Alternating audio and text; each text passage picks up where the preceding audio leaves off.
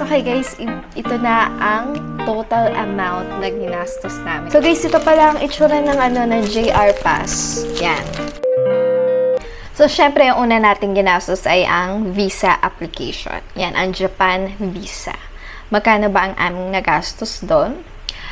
Ang nagastos namin ay 4,360 pesos. Yan. Yan. Ang isang tao, guys, is 1,680. So, dahil dalawa kami, naging 3,360. Plus, yung multiple visa na 500 each. So, kaya ang total is 4,360 pesos. Yan. So, after na ang aming Japan visa, nag-book kami sa Cebu Pacific ng flight.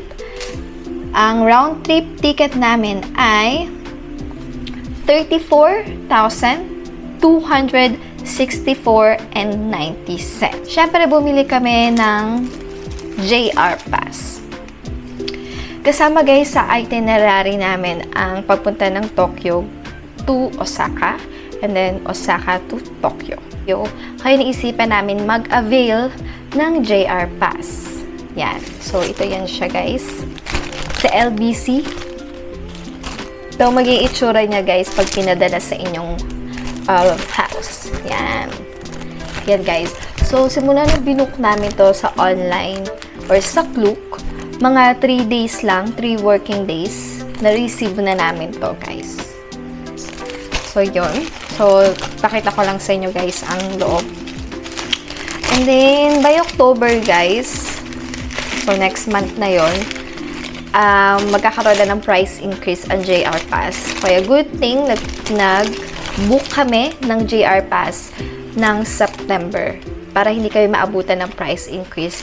Kasi masyado malaki talaga yung tinaas ng presyo ng JR Pass. So, yun. Check natin. Ito nga pala guys ay amounting to 22,732 pesos. Yan, dalawa na kami guys doon. This is for 7 days. Yan.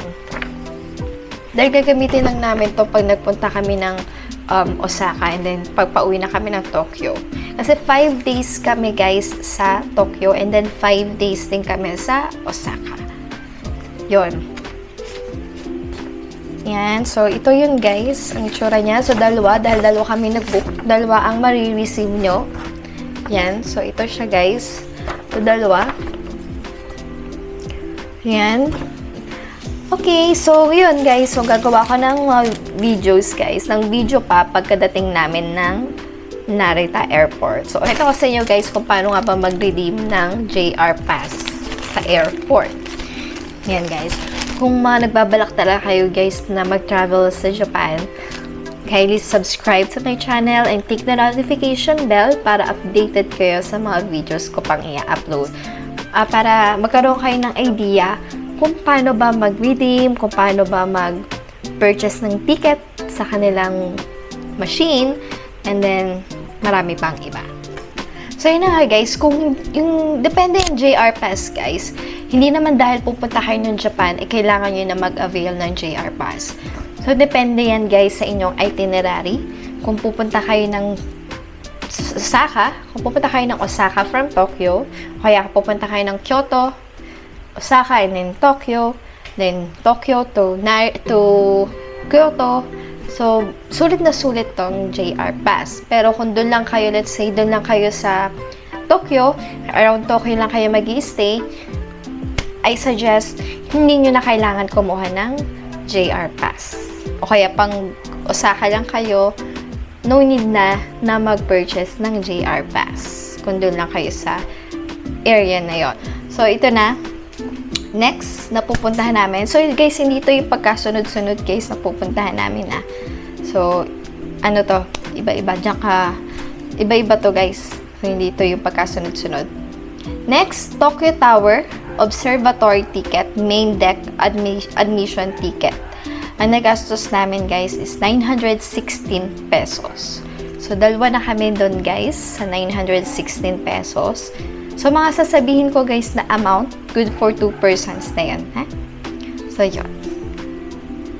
And then, pupunta naman kami sa And then, isa pa naming binook ay ang Tokyo Sky Tree. Yung Tembo deck lang, guys, yung kinuha namin. Yan. So, yung Tembo deck ang kinuha namin. Tokyo Sky Tree amounting to 1,394 pesos. Yan. Good for 2 persons na yan. Good for 2 persons na yan, guys. Yun.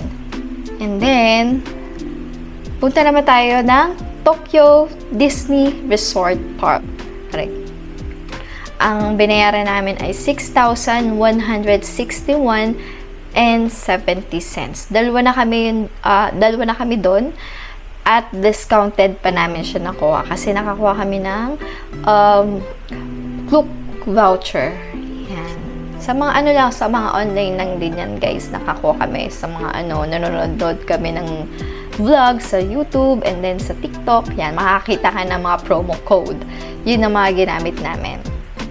So, naka-discount kami ng 324 pesos and 30 cents. Kaya yun na lang binayaran namin ng 6,161 and 70 cents. Next naman na aming pinook ay ang Osaka Amazing Pass. Okay, so may iba't iba yan, guys. May 1 day and 2 days. So, ang kinuha lang namin ay good for 1 day. So, again, depende yan, guys, kung anong kukunin nyo, kung 1 day or 2 days. So, depende yan sa itinerary ninyo. So, ang amount ay 2,168 pesos. Good for 2 persons na. So, yun. And then, Mount Fuji. Yan, classic. Mount Fuji Classic. Yan ay amounting to 5,187 pesos. Discounted namin siya nakuha kasi nakakuha kami ng voucher sa Klook na amounting to 273 pesos. Diba? So, naka-discount din. Magkano na rin na-discount namin, diba? Sa pagkuha ng mga voucher, ng mga promo code. Yan. And then, ano pa ba? Ayun. Universal Studios Japan. Yan. And then, meron din tong 1 day or 1.5. May 2 days din ata. Itong Universal Studios Japan. Ang kinuha lang namin ay 1 day tour. Yan. Amounting to 6,804 pesos. Yan, wala kami nakuhang discount dito. So, yan ang original price niya. Good for 2 persons na siya, guys. Okay. And then, next, ang hotel. Yan, dahil pupunta kami sa Tokyo, 5 days kami sa Tokyo and then 5 days naman sa Osaka. Ang aming hotel sa may Tokyo ay ang pangalan aming hotel ay Hotel Live Max sa Shinjuku. Yan, 5 days kami. Ang binayaran namin ay 24,088 pesos and 46 cents. Yan, good for 2 persons siya. Magkakaroon tayo, guys, ng mga room tour dyan sa mga hotel na sasabihin ko. And then, kung maganda ba mag-book dun sa hotel na yun or hindi. So, yan. Magkakaroon tayo ng video about dyan. Okay? Dahil pupunta naman kami sa Osaka, ang aming napiling hotel ay ang APA Hotel Namba. Sa Namba area, good for 5 days ulit, amounting to 12,414 pesos and 79 cents. So, yan, guys. So, yun ang mga nagastos namin bago pa man kami makarating ng Japan. Yun. At kung may mga questions kayo about sa pagbubook ng itinerary, sa Klook, comment lang kayo, guys, comment lang kayo and try nating sagutin yan. Okay. Magkano ba ang total na nagastos namin bago pa man kami makatungtong ng Japan? So, yun na pala, guys, nakalimutan kong i-share yung binili pa namin sa Lazada. Dahil syempre kailangan natin to guys, isa to sa mga kailangan natin at makakatulong sa atin sa pagta-travel, ang internet. Yan, so nag-avail kami sa Lazada ng 10 gig na data. So yun na guys, idadagdag ko na nga yung sa total yung binili naming prepaid SIM na may data na siya na 10 gig for 15 days. So, total na nagastos ay 121,310 pesos and 86 cents. So, yan guys, ang nagastos namin. And then, so yun na nga guys, ang nagastos namin. And, meron pa dyang madadagdag kasi kukuha pa kami ng isa pang data. Only data naman ang kukunin namin pagdating na namin ng airport. Yan guys. So, dalawa kasi ang kukunin namin. Ito nga yung isa ay sa akin. Itong sa Lazada akong gagamit. And then, siya naman yung unlimited. Yun ang madalas namin gagamitin sa pagta-travel. Kaya lang kami kumuha ng isa pa. Dahil syempre, pagka naligaw kami o pareho kaming dawala, o diba, mabilis kami magkakaroon ng communication. Yon. Tapos, yun, yung mga, guys, yung mga pamasahe, hindi pa kasama dyan, guys, yung pamasahe sa mga sinabi ko. Dahil yung sa JR Pass, hindi mo naman yan pwede gamitin sa ibang mga trains doon.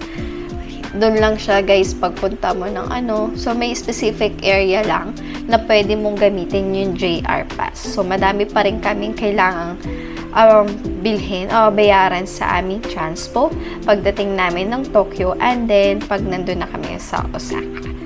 Yan, i-update ko naman kayo guys sa next video natin kung magkano naman nagastos namin sa mga pamasahe and then sa mga pagkain, sa mga pasalubong, yun, sa mga binili namin sa Osaka and Tokyo.